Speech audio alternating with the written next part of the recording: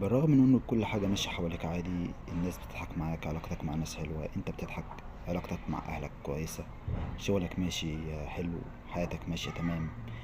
بس في حاجة جواك انت حاسسها اللي هي مش تمام، مش مستقرة. بالرغم من كل حياتك مستقرة ومفيش اي حاجة طبيعي، بس جواك في حاجة مش مستقرة. حاجة كل يوم في فراغ، كل يوم جواك بيكبر يوم عن يوم.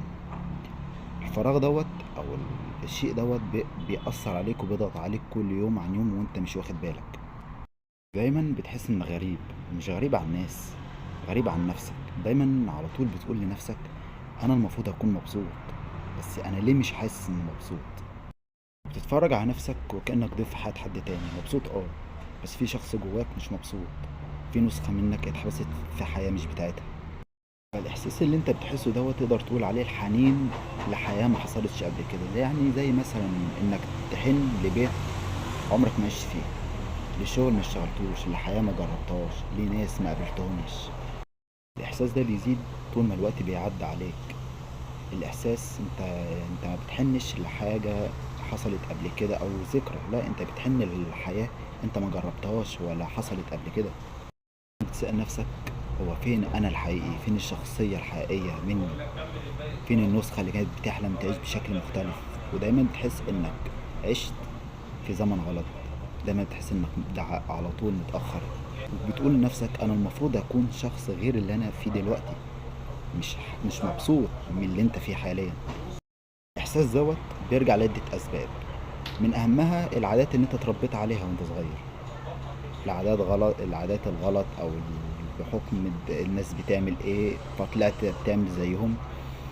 كبرت لقيت اللي انت اتعلمته مش مناسب خالص حياتك.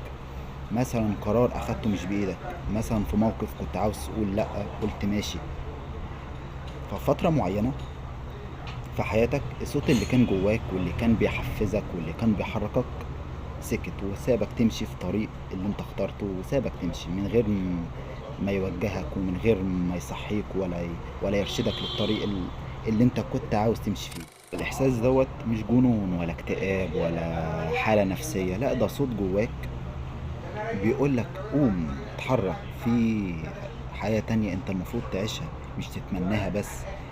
افتكر انت كم مرة كان نفسك في حاجة وركنتها. مش لازم تكون نسخة جديدة ولا تعمل حاجة غيرك ما عملهاش، لا انت المفروض تعمل حاجة اللي انت حابب تعمله. فالاحساس ده زي ما قلت لك هو مش خيال، هو نتيجة لعدة اسباب. فاول حاجة هي تراكم قرارات مش بتاعتك. يعني